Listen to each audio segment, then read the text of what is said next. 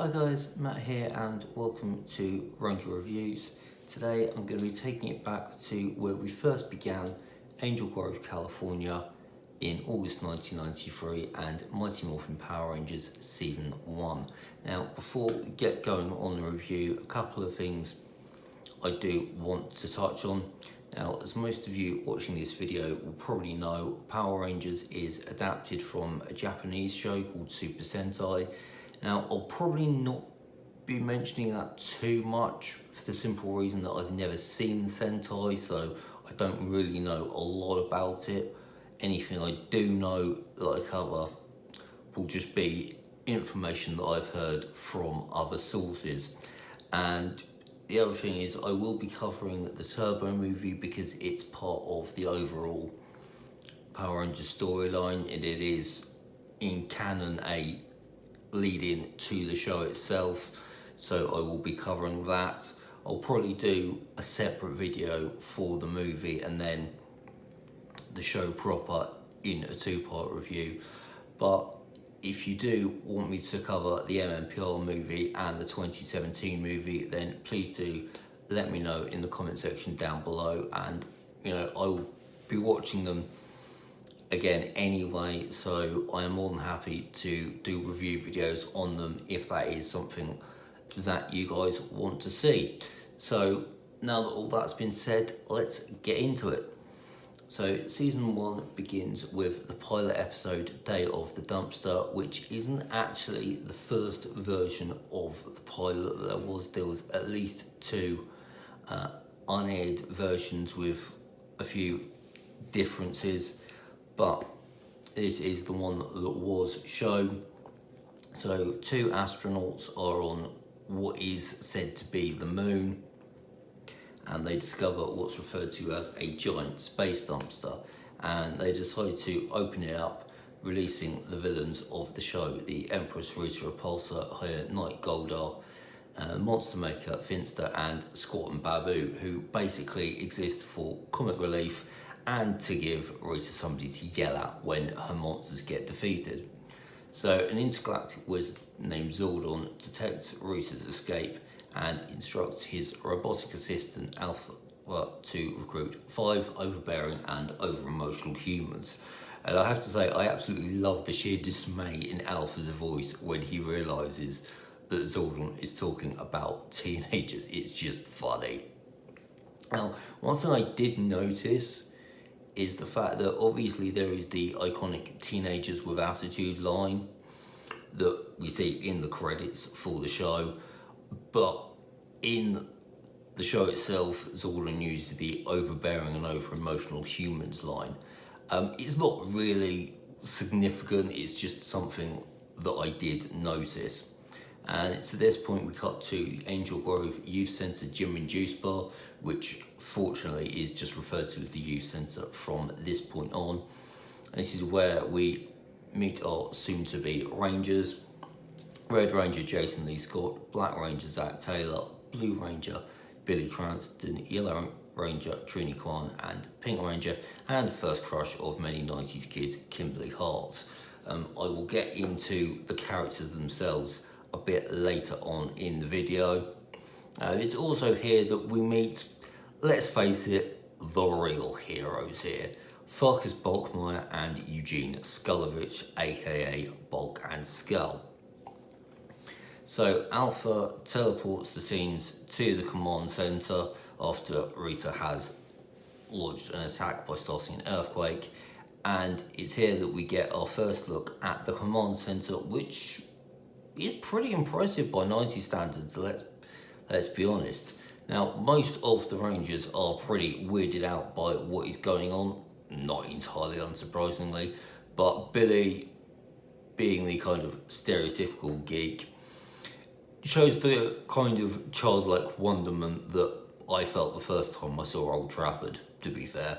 It's like he has been transported into his own dreams.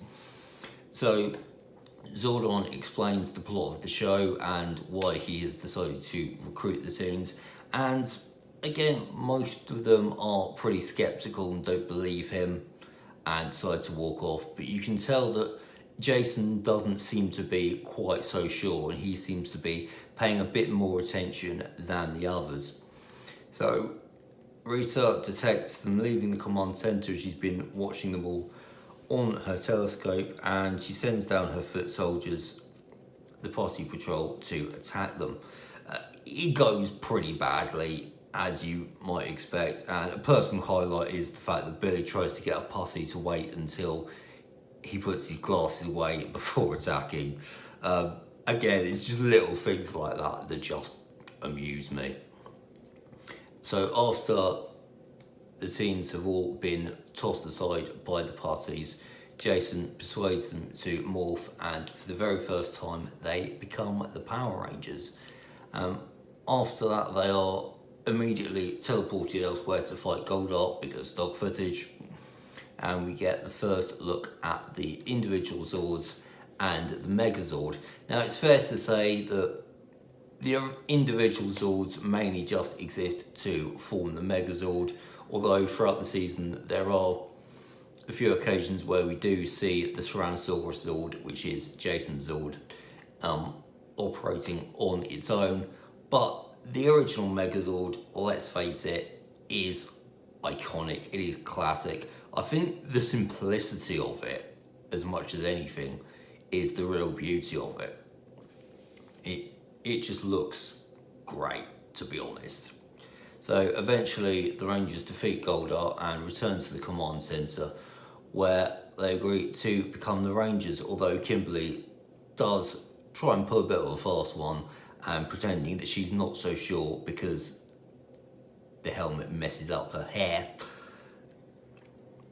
which kind of makes sense with her character, as we will discuss later. So over the next couple of episodes, we see Billy invent the communicators and the Rangers given the power weapons, and it's at this point that the show kind of falls into a pretty standard format. Establish issue of the day, party attack, monster fight, monster grows, Zord fight, resolution of issue. Yes, it is pretty formulaic, but I think really it's fair enough considering that this is a brand new show that is just trying to find its place and establish its audience. So it's understandable that would be the case at this stage. The next really significant storyline comes in Green with Evil, which is a 5-parter which introduces a new character, Tommy Oliver. Now, Tommy fights Jason in a karate competition, which seems to be pretty much the only thing that goes on in Angel Grove, aside from the odd community cleanup. And Tommy proves to very much be Jason's equal in the competition, and the match ultimately ends in a draw. And it's Tommy's fighting prowess that catches the attention of Rita, who at this point reveals that she has her own power coin. How she got hold of it is something that's never actually explained, but there we go. And she decides to use this power coin to make Tommy her evil Green Ranger. We learn at this stage that a power coin is the only way that people can gain access to the command center. So Tommy goes into the command center, disables Alpha and Zordon, and basically just completely trashes the place. He also engages the Rangers in battle, and just to underline what an awesome fighter the guy is, he manages to single-handedly wipe the floor with all 5 of them.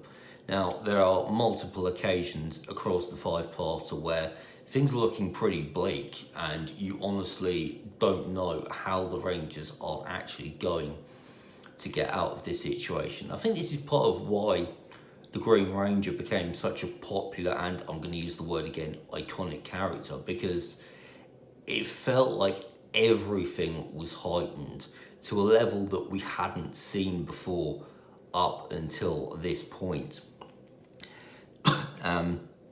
Eventually, the Rangers do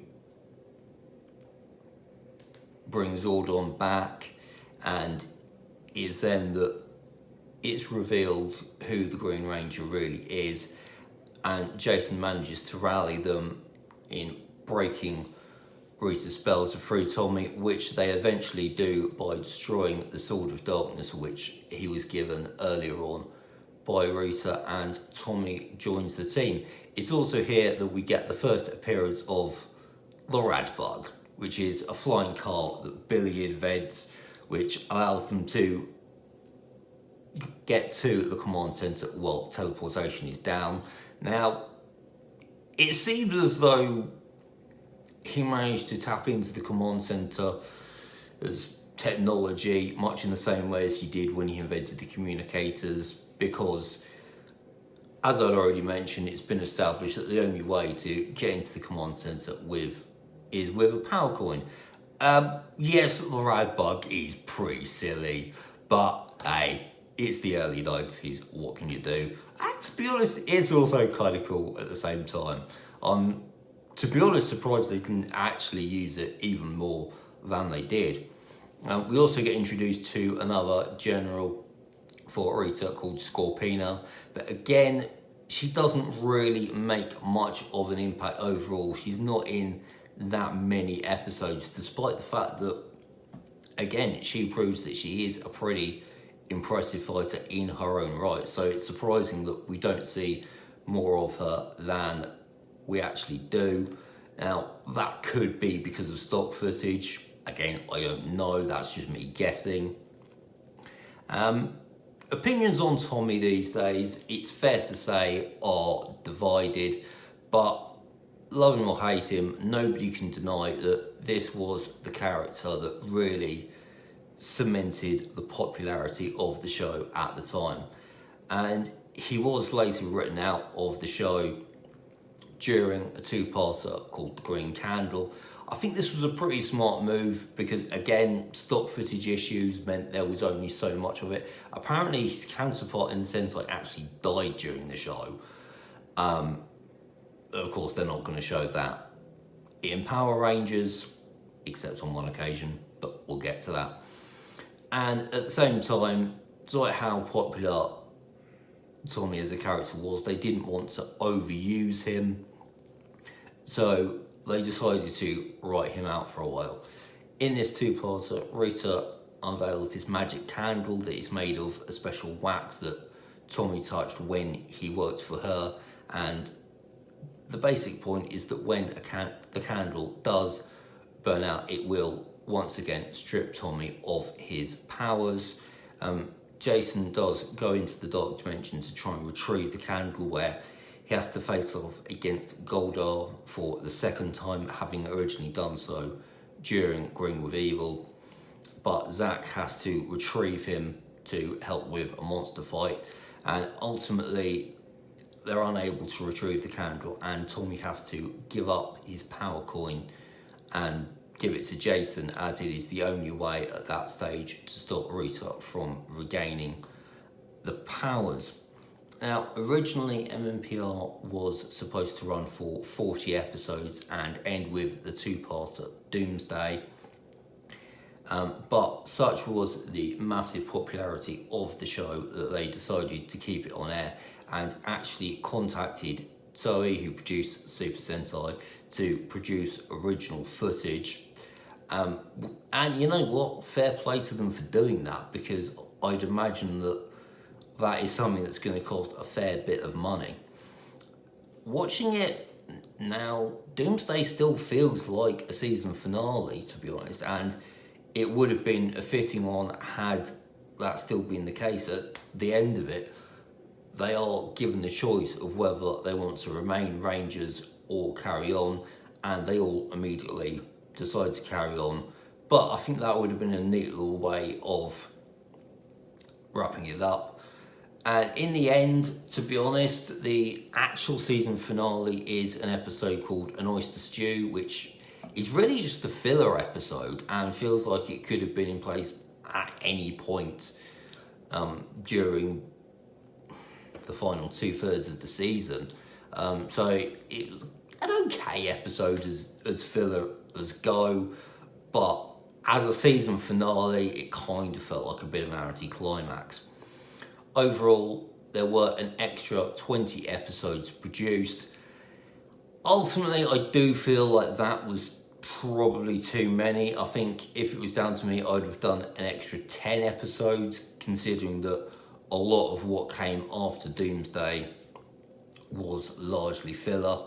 The one significant storyline was another two-parter, Return of an Old Friend, where Rita kidnaps the Rangers' parents and ransoms them for the power coins. The Rangers reluctantly decide to give up the power coins in exchange for their parents. But of course, Goldar doesn't hold up his side of the bargain, so their only choice is to bring back Tommy, as Jason reveals he still has the Dragon Power coin that he was given at the end of the Green Candle episodes. And Zordon infuses Tommy with a load of his own energy, which enables him to retrieve his Dragon Dagger and the power coins, which allow him to rejoin the team as the Green Ranger, although he is warned that it is only temporary and there is a danger that his powers could give out during a fight, which is actually something we do see during those episodes when he does go to retrieve the coins. Okay, so that is all of the story elements. So let's have a look at the main characters. So first up, we have the Red Ranger and the team leader, Jason Lee Scott. Jason is stoic and confident and a natural leader who teaches karate at the youth centre. Overall, we do see he is also very caring about his friends. In that opening episode, you do see him trying to give Billy some extra encouragement during the karate class, which was a really nice moment. But for me, Jason's finest moment came during Green with Evil, when he delivers the line, "Isn't the smallest chance of victory enough of a reason for us to keep on fighting?" Now, bear in mind, at the time, Zordon was offline, and Billy admits that there is a less than 20% chance of bringing him back. The Zords have been returned to the depths by Rita. All hope seemed lost, and yet Jason still wants to keep on fighting. For me, that cemented him as not only a great ranger, but a great leader, because it would have been easy for them to give up, and at that moment, everybody else wanted to give up, but he didn't, and he encouraged them to keep on, especially after they discovered that Tommy was the Green Ranger. Now, Zach is the Black Ranger and Jason's best friend. He's really the fun-loving member of the team, and he teaches a class of what he calls hip-hop Kido, which is basically a fusion of breakdancing and martial arts, which sounds silly when you say it out loud, but to be honest, it does make for some pretty awesome choreography during the fight scenes. And to be honest, as somebody who myself has done both street dancing and karate in the past, I kind of appreciated it. His main storyline really was his pursuit of a girl called Angela, although it didn't really go anywhere ultimately, and after the season finale, she's never actually seen again. So yeah, that was really just to give something Zach to do outside of being a ranger, which is fair enough. And to be honest, it was kind of refreshing in a way that they didn't actually succeed at everything. Now, as much as I like Zach, it did kind of feel at times like the Rangers just managed to be good at everything, so it was a bit of a change to see them not necessarily succeed at absolutely every single thing that they did. Now, Billy is the Blue Ranger, and as I mentioned earlier, a stereotypical geek who talks in technobabble, which most of the Rangers don't really understand, but his intelligence does prove to be very valuable to the team, and it's actually him that manages to bring Alpha back online. Of course, he invents the rad bug, the communicators, and his technological knowledge does prove to be very important to the team. So although he may not be the most confident of fighters, particularly early on, he is very important to the team in his own way. And his biggest issue is definitely his self-confidence, something that I can strongly relate to.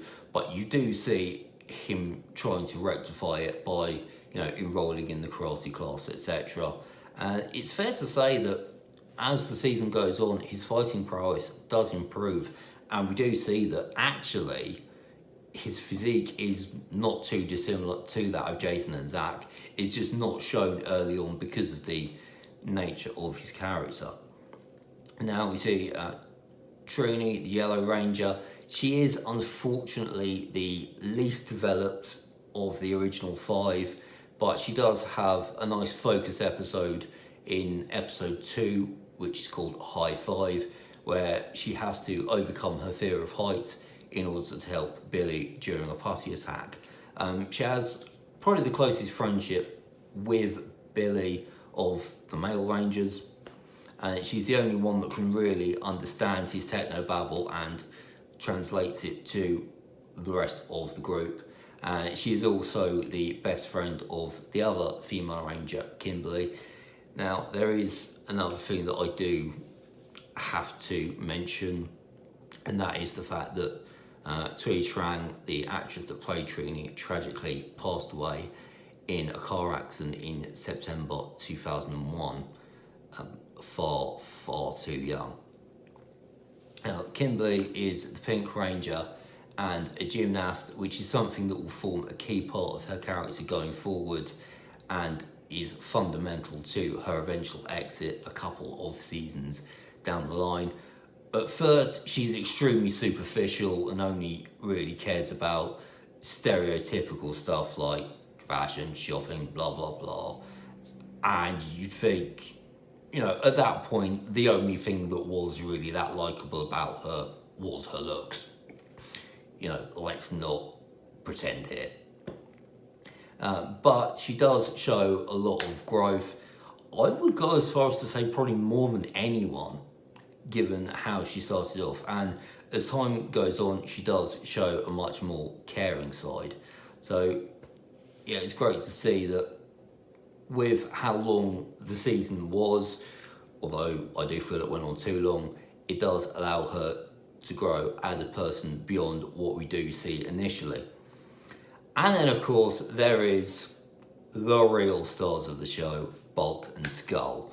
Now, they do start off as bullies, although, let's face it, they were never exactly particularly threatening, and they would be routinely humbled by the Rangers whenever they try to show off, whenever they're not in detention, that is, which is something that does routinely happen. Yes, their humour is pretty basic, but to be honest, they were pretty funny. By season 2, the bullying aspect of their character has been dropped completely, but even later on during season 1, you do see that really they are the goofballs that we all know and love. The last character I want to touch on is Ernie, who is the owner of the juice bar, or youth centre, both really, it's the same building. It's fair to say he wasn't exactly a major character. He wasn't actually in the title sequence until Zeo, funnily enough. But he's a very likeable guy. He's a kind of friendly barman who's a good friend to the Rangers. I have seen one theory that Ernie actually secretly knew who the Rangers really were, and the reason he kept giving them free stuff all the time, even when the juice bar narrowly avoided going out of business, was that it was basically his way of saying thank you to them for everything that they were doing without revealing to them that he knew who they really were. And I actually kind of like this theory, and I think it does make a lot of sense because, they keep disappearing off at random times, and, they're never around when the Rangers are. And one thing that I'm surprised a lot of people don't notice is the fact that whenever putties attack, it's always those 5 or 6 teenagers that fight them. Doesn't seem to click with anyone. So it wouldn't surprise me if Ernie had managed to work it out. So yeah, I think that theory has definitely got some weight to it. Overall, yeah, looking back on it now, 26, 27 years on, you know, season 1 does look pretty cheesy and dated for the most part. But at the same time, I think it is also very enjoyable. As I previously mentioned, I do feel like there were too many extra episodes. I think you could have made it 50 rather than 60. But ultimately, I think it was a very good start to the show. You know, they established the main characters and gave them clear personalities. One-dimensional ones, yes, but they were personalities. And you could at least see the definite role that each of them played within the team. So that was the main thing. In terms of the villains, I don't think there's really too much to say about them, in all honesty. But yeah, overall, a very good start to the show. Still enjoyable after all these years. And I think it laid a really good foundation for future seasons to build on. So that is my thoughts. But at the same time, I would love to know what you guys think. So do let me know in the comments down below what you thought about season 1. What do you think they did well? What do you think they didn't do so well? And what, if anything, would you have changed? Let me know all of that. If you have enjoyed this video, please do hit that like button and consider subscribing to the channel. I will be back at some point with my next review, which will, of course, be MMPR Season 2. But thank you guys so much for watching, and I'll catch you later.